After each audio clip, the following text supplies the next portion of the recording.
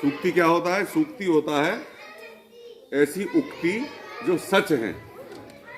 सत्य उक्ति सह सूक्ति। उक्ति माने कथन, किसी के द्वारा कही हुई बात, कही हुई बात जो सच है, जो हमेशा सच होती है, उसको सूक्ति कहते हैं। ठीक, अब कुछ सूक्तियों पे विचार करते हैं। बड़ी सुंदर सूक्तियां हैं और मैं चाहूंगा कि आप इसको मेरे साथ बोलिए, इसका अर्थ समझिए, इसको बाद आप इसको याद कर लीजिए। ये याद करने योग्य है, ये जीवन भर आपके काम आएंगी। ठीक, पहली सूक्ति देखिए, आचारः परमो धर्मः। नहीं, शुद्ध बोलिए, आचारः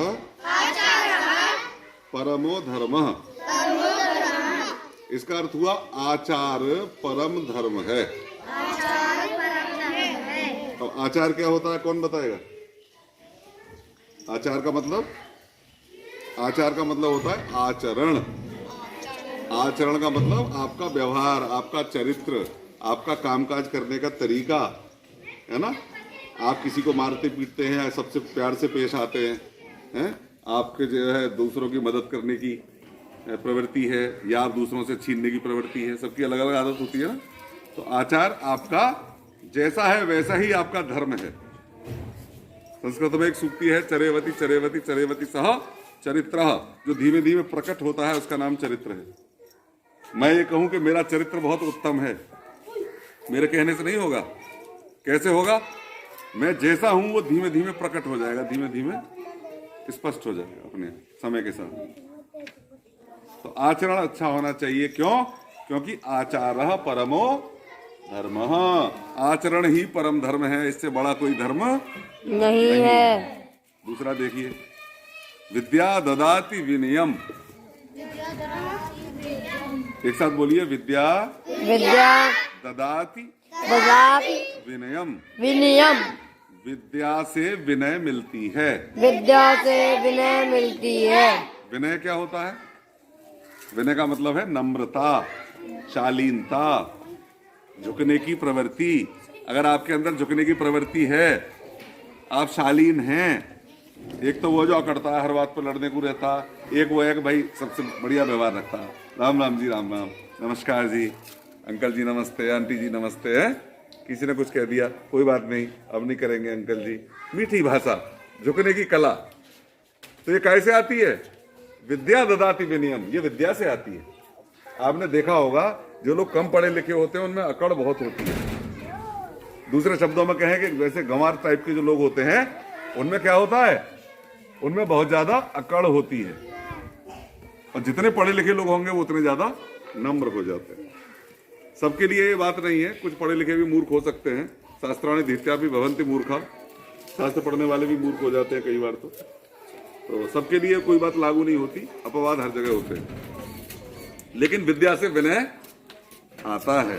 अगर आप विद्या पढ़ेंगे तो आपके अंदर विनय आएगा। इसके बाद विद्या धनम सर्व धन प्रधानम। विद्या धनम सर्व धन प्रधानम। अच्छा, विद्या धन है कि नहीं? ये कह रहे हैं कि विद्या धन जो है वो सभी धनों में सबसे श्रेष्ठ है। संसार में कितने प्रकार के धन होते हैं? आप कितने प्रकार के धन जानते हो? बताएगा कोई बच्चा? एक तो होता है रुपया धन, और एक पढ़ाई, विद्या, विद्या धन, सबसे बड़ा धन तो यही है। और धन क्या होता है? पुत्र धन है। पुत्र भी धन माना गया है शास्त्रों में। संतान धन, पुत्र पुत्री धन माने गए हैं दोनों। किसी बच्चे के, किसी व्यक्ति के, किसी दंपति के संतान ना हो, उनसे पूछो संतान का अभाव क्या होता है। तो जिसके संतान होती है वो उनके धन होते हैं, उनको धन माना गया। ठीक, तो क्या है?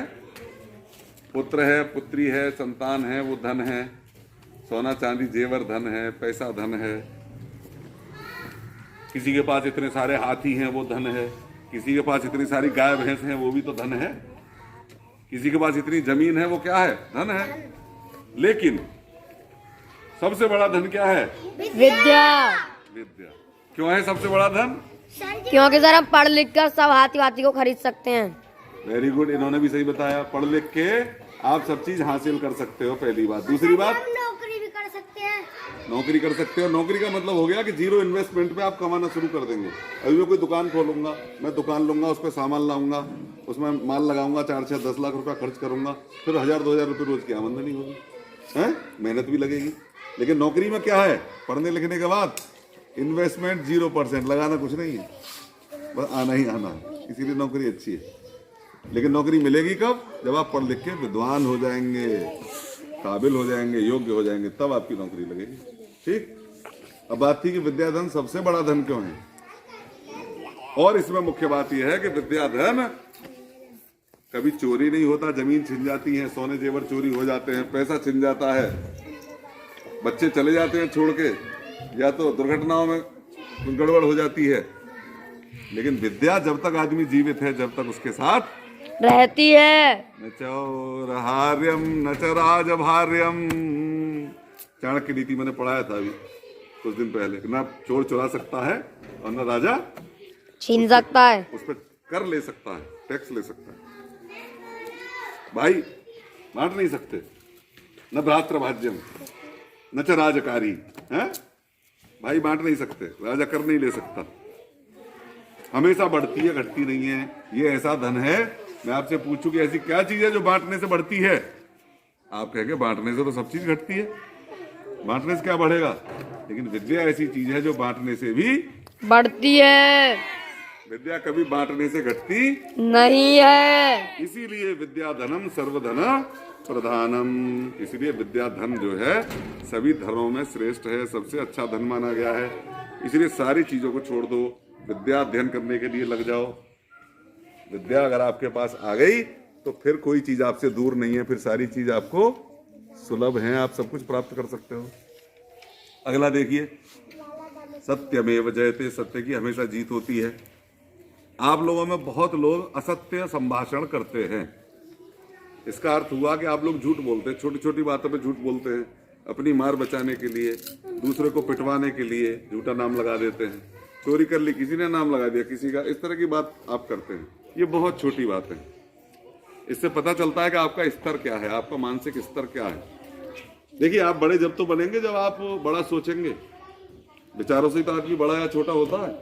जब आप छोटी छोटी हरकतें करेंगे तो आप बड़े कैसे बन जाएंगे, छोटे ही रह जाएंगे। कभी किसी का कोई भी कितना भी धन पड़ा हो, कितनी भी चीज हो, हमें नहीं लेनी है, हैं? हमारा जो है वो हमारा है, जो हमारा नहीं है वो हमारा नहीं है। ईमानदार हमें होना चाहिए। ईमानदार आदमी की हर जगह कदर है। सत्य की ही जीत होती है। आप सत्यवादी होंगे तो सत्य धर्म है ना, सत्यम शिवम सुंदरम, सत्य ही शिव है, शिव ही सुंदर है, यही धर्म है। सत्य से धर्म है। जो हमारा सतयुग था, सतयुग में काहे की प्रधानता थी? 4 युग होते हैं। कौन कौन से? सतयुग, त्रेता, द्वापर और कलयुग, 4 युग होते हैं। एक के बाद एक सारे युग आते हैं। अभी कौन सा युग चल रहा है तो मैं नहीं पता, अभी कलयुग चल रहा है। भगवान राम कब हुए? भगवान राम त्रेता युग में हुए। तुम रामलीला देखते हो? नहीं देखते हो। टीवी पे देखते हो रामायण? देखा करो, फालतू की चीजें मत देखा करो। रामचरितमानस, रामायण, ये सब देखा करो। आपको क्या करना है? हरिश्चंद्र की कथा सुनिए। राजा हरिश्चंद्र, सत्यवादी हरिश्चंद्र, जिन्होंने अपने बेटे को आरे से कटवा दिया था, मतलब बेच दिया था शमशान में। राजा हरिश्चंद्र की कथा नहीं सुनी तुमने? वो राजा, हम सुनाएंगे तो किसी दिन। वो राजा हरिश्चंद्र जो है सतयुग में हुए थे।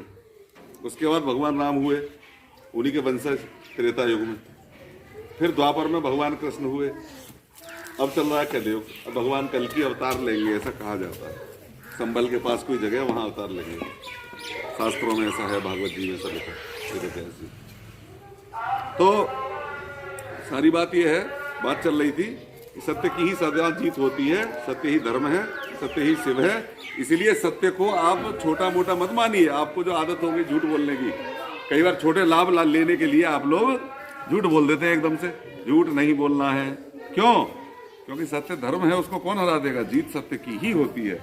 वो अलग बात है कि कुछ समय के लिए व्यवधान हो जाए, लेकिन जीत तो सत्य की ही होनी है। अगला देखिए, विद्वान सर्वत्र पूज्यते। अभी हम कह रहे थे विद्या धनम सर्व धन प्रधानम, विद्या सबसे बड़ा धन है। अब हम कह रहे हैं विद्वान सर्वत्र पूज्यते। विद्वान कौन है? जिसको विद्या प्राप्त हो गई है वही विद्वान है। विद्वान किसको कहते हैं? जिसको ज्ञान हो गया, जिसको ज्ञान हो गया वो विद्वान है। और विद्वान की हर जगह पूजा होती है। आइए पंडित जी कथा करने, पंडित जी आए, उनके पैर छुओगे सब, उनको बढ़िया अपने से अच्छा भोजन कराओगे, उनको कपड़े भी दोगे हैं, और चलते समय उनको विदा भी दोगे, फिर पैर छुओगे। तो कितनी पूजा हुई ब्राह्मण की, विद्वान की। इसीलिए योग्यता और पूजा और कदर इंसान की नहीं होती, उसके ज्ञान की होती है। इसी प्रकार इंसान का अपमान नहीं होता, इंसान नहीं दुर्गति को प्राप्त होता है, उसका अज्ञान दुर्गति तक ले जाता है। अगर आप उल्टे काम करेंगे, गलत काम करेंगे, तो वो गलत काम आपको निश्चित रूप से दुर्गति करा देंगे, गलत जगह पर ले जाएंगे। इसलिए आपको क्या करना चाहिए? इन बातों का ज्ञान होना चाहिए, ज्ञान प्राप्त करना चाहिए, विद्वान बनना चाहिए। विद्वान सर्वत्र पूज्यते, जिससे कि आपकी सब जगह पूजा हो, विद्वान की सब जगह पूजा होती है। अगला देखिए, लोभः पापस्य कारणम। लोभः, आवाज नहीं, बंद करो इसको। लोभः पापस्य कारणम, लोभ पाप का कारण होता है। ये समझिए, ये थोड़ा समझने की बात है, इसको बंद कर दीजिए। लोभ पाप का कारण है। लोभ क्या होता है? लोभ है ये मुझे मिल जाए, इसे मैं ले लूं, ये मेरे से खर्च ना हो, मेरे पास ये चीज तो है नहीं, पापा दिलवा नहीं रहे, क्या करूं, यहाँ के बैग में रखी है, ये कब जाए और कब मैं हाथ मारूं, और घर भग के रखे आऊं और फिर आके कह दूं देख लो मेरे तो बैग में है ही ना। ऐसा आप लोग करते हैं कि नहीं? हम सब जानते हैं, आप ही में तो रहते हैं पूरे दिन, हम सब जानते हैं ऐसा करते हैं। हमने कई बच्चों को पकड़ा, घर रखे आए, फिर दूसरे बच्चों ने बताया कि सर ये तो घर रखे आए थे, फिर घर से मंगाया गया सामान तो आ गया। ऐसी घटनाएं हुई ना कई बार। बात क्या हुई? ये पाप कर दिया आपने। चोरी करना पाप है कि नहीं? किसी का सामान उससे बिना पूछे चुपके से ले लेना चोरी है, और चोरी पाप है। तो ये पाप आपने क्यों किया? लोभ के कारण। आपके अंदर लोभ आ गया कि अमुक चीज इसके पास है, मेरे पास नहीं है, मुझे चाहिए। तो मैंने लोभ के कारण ये विचार नहीं किया कि मैं क्या कर रहा हूं, और मैंने उसको चुरा लिया, पाप कर दिया। तो हमेशा लोभ पाप का कारण बनता है। इसीलिए लोभी मत बनिए। मैं आपसे कहता हूं किसी चीज से चिपकिए मत, लोभ मत करिए। कहता हूं ना बार बार, चिपकिए मत। जो आज है वो कल नहीं रहेगा, जो कल है वो परसों नहीं रहेगा, जो परसों है वो नरसों नहीं रहेगा, और जो सदा है वो कभी नहीं रहेगा। बात समझ गए मेरी? नहीं समझे? थोड़ी सी बड़ी बात कह दी मैंने तुम्हारे स्तर से, लेकिन कहने का मतलब ये है, लब बोलो आप, कि चीजें बदलती रहती हैं। इसलिए किसी चीज से बहुत ज्यादा खुश नहीं होना है, किसी चीज से बहुत ज्यादा दुखी नहीं होना है, क्योंकि परिवर्तन होते रहेंगे। परिवर्तन के लिए तैयार रहना। लोभ से पाप का जन्म होता है, इसलिए लोभ नहीं करना है। जो चीज हमारी है, हमारी नहीं है नहीं। ठीक। अगला, मातृ देवो भव। माता हमारी देवी है। सभी अपनी माताओं का समादर किया करो, आदर सत्कार किया करो, उनका आज्ञा पालन किया करो। आप हमारी बात नहीं सुन रहे हैं, आप जब बातें नहीं सुन रहे हैं तो क्या पालन करेंगे? अपनी माता का सम्मान करना चाहिए कि नहीं? Yes sir. पिता का? यस। मातृ देवी भव और पिता देवो भव। मातृ देवो भव, पिता देवो भव। माता पिता कौन है? ये देवता हैं, और इनके भी माता पिता यानी आपके अम्मा बाबा ये परम देवता हैं। तो ऐसे ही नहीं है कि बाबा से कुछ भी कह दी, अम्मा से कुछ भी कह दी और कड़ के चलते बने ना। उनका बड़ा महत्व है, उनका सम्मान करना सीखिए, उनकी आज्ञा का पालन करना सीखिए। आपको आशीर्वाद मिलेगा, आप आगे बढ़ेंगे। अगर आप उनकी बात नहीं मानेंगे तो आपको आशीर्वाद नहीं मिलेगा, मुश्किलों में पड़ जाएंगे। अगला देखिए, शीलम परम भूषणम। शील क्या होता है? बात नहीं, कौन बात कर रहे हैं? आप हमारी बात नहीं सुन रहे? शीलम परम भूषणम। परम भूषणम। शील परम भूषण है, आभूषण है। सबसे बड़ा आभूषण मनुष्य का क्या है? शील। शील क्या होता है? कौन बताएगा शील क्या होता है? शील एक तरह से, शील वैसे तो बड़ा गूढ़ शब्द है और इसकी व्याख्या भी बड़ी गूढ़ है, लेकिन मैं आपके अर्थों में सीधा सीधा बता दूं जिससे आपके समझ में आ जाए। बहुत बड़ी चौड़ी लंबी बात करने से कोई फायदा नहीं है आपके सामने। शील का मतलब आप मान लीजिए कि सदाचार, अच्छा व्यवहार, अच्छा आचरण है, नम्रता के साथ आचरण करने वाला व्यक्ति, सबको सम्मान देने वाला व्यक्ति, ऐसा व्यक्ति, इसका मतलब उसके अंदर शील है। शील एक गुण है, जिसके अंदर ये गुण है वो शील है। ठीक है, शीलम परम भूषणम। आदमी का आभूषण क्या है? एक सोने की चेन पहन ली, यहाँ ब्रेसलेट पहन लिया, यहाँ घड़ी पहन ली, और यहाँ फलाना बैंड और यहाँ ठिकाना बैंड, और चल दिए लटका के और तौंद लपेट के कि हमने बड़े आभूषण पहने हैं। ये आभूषण नहीं है। इंसान का सच्चा आभूषण क्या है? शील। आप जा रहे हैं, रास्ते में चार लोग मिले, नमस्कार जी, अरे भाई बड़ा अच्छा बच्चा है, किसका है? अरे उसका है। ये तो बड़ा विद्वान है, बड़ा अच्छा लगता है, बड़ा सदाचारी बालक है। सब कहेंगे कि नहीं कहेंगे? तो ये होता है शील। तो शील ऐसा आभूषण है कि ये आपने अगर पहन लिया, अर्थात आपने शील धारण कर लिया, अगर आपने शील धारण कर लिया तो क्या होगा?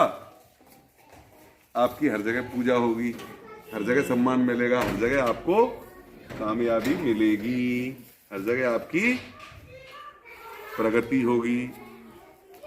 शील समझ गए? आप बताइए क्या है शील, समझ गए तो? खाली गर्दन हिलाने से नहीं होता। कौन बताएगा शील? बैठे बैठे बता दो ऐसे ही। आप समझ गए? बताओ क्या है?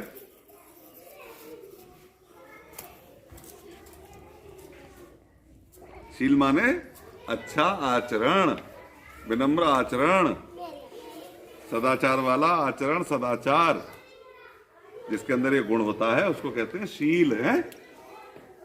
शील का मतलब सदाचरण से, सदा अच्छे आचरण से, सदाचार से युक्त व्यक्ति, उसको शील कहेंगे। ठीक है, अच्छा अगला देखते हैं। श्रद्धावान लभते ज्ञानम। ज्ञान किसको प्राप्त होता है? अभी बात चल रही थी, विद्या ददाति विनयम विद्या धनम सर्वधनम प्रधानम विद्वान सर्वत्र पूज्यते। विद्या की इतनी बात आई। क्या करना चाहिए? विद्या से विनय आती है, विद्या धन सबसे बड़ा धन है, और विद्वान की हमेशा पूजा होती है। और अब क्या आ गया? अब आ गया श्रद्धावान लभते ज्ञानम। अब बात है कि ज्ञान मिलेगा कैसे? ज्ञान श्रद्धा से मिलेगा, ज्ञान श्रद्धा से मिलेगा। हमने सुना है अपने गुरुजनों से कि गुरुजनों की सेवा करनी चाहिए, सम्मान करना चाहिए, उनको नमन करना चाहिए, उनके चरण वंदन करना चाहिए। क्यों क्यों करना चाहिए चरण वंदन भाई? इसीलिए करना चाहिए कि ये श्रद्धा का विषय है। अगर आप श्रद्धा रखेंगे गुरुओं के प्रति तो आपको ज्ञान की प्राप्ति होगी। जिसके अंदर श्रद्धा ही नहीं है उसको क्या ज्ञान प्राप्त होगा? श्रद्धा क्या होती है? श्रद्धा ये होती है कि गुरुजी ने कहा है कि ऐसे करना है, तो गुरुजी में हमारी श्रद्धा है। गुरुजी ने जो कहा है वो हम करेंगे, कुछ भी हो जाए। हमारे सर ने ये कहा, हम तो यही करेंगे और किसी की नहीं मानेंगे। यही श्रद्धा है। हमने कही कि ऐसा करना, तुम गए घर, दोस्त आया कि चल खेलने चल रहे हैं, यार सर जी ने काम दिया, अरे छोड़ सर है, वो तो ऐसे करता फिर है, तुम भी राजी हो गए, हाँ ठीक है चल छोड़, चल दिए। तो ये श्रद्धा नहीं है, ये गुरुओं के प्रति श्रद्धा नहीं है। और आपके अंदर श्रद्धा नहीं है, इसीलिए आपको ज्ञान नहीं हो पा रहा है। जिस दिन गुरुओं के प्रति श्रद्धा आ जाएगी उस दिन ज्ञान आने लगेगा और बहुत जल्दी ज्ञान आपको प्राप्त हो जाएगा। धीरे धीरे धीरे धीरे ज्ञान क्रमिक प्रक्रिया है, धीमे धीमे आता है। एकदम से विद्वान नहीं बन जाता है कोई। जीवन भर पढ़ने पढ़ाने की प्रक्रिया चलती रहती है। जीवन भर आदमी कुछ ना कुछ सीखता है। कई बार देख के सीखता है, कई बार अनुभवों से सीखता है, कई बार जो है परस्पर लोगों से मिलके सीखता है। बहुत सारी चीज बहुत जगह से आदमी सीखता है। तो ज्ञान कौन लेगा? ज्ञान का लाभ किसको प्राप्त होगा? श्रद्धावान को। जिसके अंदर श्रद्धा है उसको ज्ञान मिलता है। तो आज मैंने आपको मूल मंत्र बता दिया कि आपको श्रद्धा रखनी होगी अपने गुरुओं के प्रति, अपने आचार्यों के प्रति, तभी आपको ज्ञान प्राप्त होगा। भाई जो अच्छी बात बता रहे हैं आप उनमें तो श्रद्धा नहीं रख रहे हैं, और जो आपको खराब बात बता रहे हैं आप उनके साथ घूम रहे हैं, तो निश्चित रूप से भविष्य तो आपका खराब होने वाला है। हैं? इतना तो सब जानते हैं। अच्छी बात जो बता रहा है उसकी मानोगे या जो बुरी बात बता रहा है उसकी मानोगे? अच्छे वाले की। इसी को श्रद्धा कहते हैं। हमारे गुरु जी ने कहा है ये सही है, हम इसी को मानेंगे और किसी के नहीं मानेंगे, कुछ भी हो जाए। करने का करके लाना तो करके ले जाएंगे, बाकी काम बाद में करेंगे। जिस दिन ये श्रद्धा आ जाएगी, आज्ञाकारिता आ जाएगी, उस दिन आपका काम हो जाएगा। अब अगला आता है सर्वे भवन्तु सुखिनः, सब सुखी हों। हमें अपने मन में ऐसा विचार करना चाहिए। कैसा विचार करना चाहिए? प्रतिज्ञा, हमें ऐसा विचार करना चाहिए कि सब सुखी हों। हमें कभी किसी के लिए बुरा नहीं सोचना चाहिए। कई लोग पूजा पाठ करते हैं और पूजा पाठ करने में भगवान से मांगते हैं कि हे भगवान ये आगे संग ऐसा हो जाए, इसका अनिष्ट हो जाए, इसका बुरा हो जाए। अरे तुम बड़े मूर्ख हो, तुमने पूजा पाठ करके 2-4 पुण्य कमाए और वो पुण्य तुमने दूसरे का बुरा करने में ही गंवा दिए। दूसरे का बुरा हो अच्छा हो हमें मतलब नहीं है, भगवान जाने। और हम तो चाहते हैं भैया भगवान सबका भला करे, इसमें किसी का पुण्य खर्च नहीं हो रहा हमारा है। नहीं तो भगवान जाने जिसका जो करे, हमें क्या लेना। भगवान हमारा भला करे, हम पे कृपा करेंगे। यही भाव जब बढ़ जाता है तो आदमी जब प्रेमी हो जाता है तो फिर वो सबका कल्याण चाहने लगता है। भाई आप दूसरों का कल्याण करेंगे तो आपका कल्याण अपने आप हो जाएगा। मैं चंदन घिस के अगर चंदन आपके माथे पर लगाऊंगा तो आपके माथे पर लगाने से पहले मेरी उंगलियों में महक आ जाएगी। ये होती है अच्छाई। ऐसे ही मैं आपका घर जलाने जाऊंगा तो आग मुझे लगानी पड़ेगी पहले अपने हाथ में पलीता लेके, तो पहले वो तपिश मुझे जलाएगी, उसके बाद में आपके घर जाएगी। जो भी आप कर रहे हैं वो पहले आपको उसका लाभ होगा। इसीलिए अच्छाई करनी चाहिए। आप अच्छा करेंगे तो आपको अच्छा होगा। अब आता है आखिरी, माता भूमि पुत्रो हम पृथिव्या। भूमि मेरी माता है, मैं पृथ्वी का पुत्र हूँ। धरती मेरी माँ है। एक तो माँ हमारी जिसने जन्म दिया, एक माँ हमारी देवी मैया सरस्वती मैया, एक हमारी गंगा मैया, एक हमारी गैया मैया, तरह तरह की माँ है ना हमारी। एक हमारी पृथ्वी भी माता है और मैं इसका पुत्र हूँ। ये धरती भी हमारी माँ है। मैंने एक दिन आपको बताया था, कौन सा पाठ में पढ़ा रहा था, कि धरती सब कुछ देती ही देती है। आप इसके ऊपर फावड़े चलाओ, कुदाल चलाओ, इसके ऊपर आप वो चला दो, बुलडोजर, कल्टीवेटर चला दो, हैरो चला दो, कुछ भी चला दो, कितना भी इसका सीना चीर दो, लेकिन ये कभी आपसे नाराज नहीं होती है। फिर भी सुंदर सुंदर फल देती है, फसलें देती है, सब्जियां देती है, हैं? अगर माँ से भी 2-4 बार उल्टी बात कर दो तो माँ भी 4 चांटे लगा देगी, जब भाग यहाँ से, बदमाशी कर रहा नहीं। लेकिन ये तो माँ की माँ है, ये कभी नाराज होती ही नहीं है, देती ही देती है। ऐसी माँ होगी कोई? No sir. तो धरती मेरी माँ है और मैं इसका पुत्र हूँ, ऐसा भाव रखना चाहिए। तो ये आज आपकी सूक्तियाँ हुई। सभी सूक्तियाँ आप पढ़िए और इनका अर्थ अपने मन में लगाइए। कोई समस्या है तो हमें बताइए।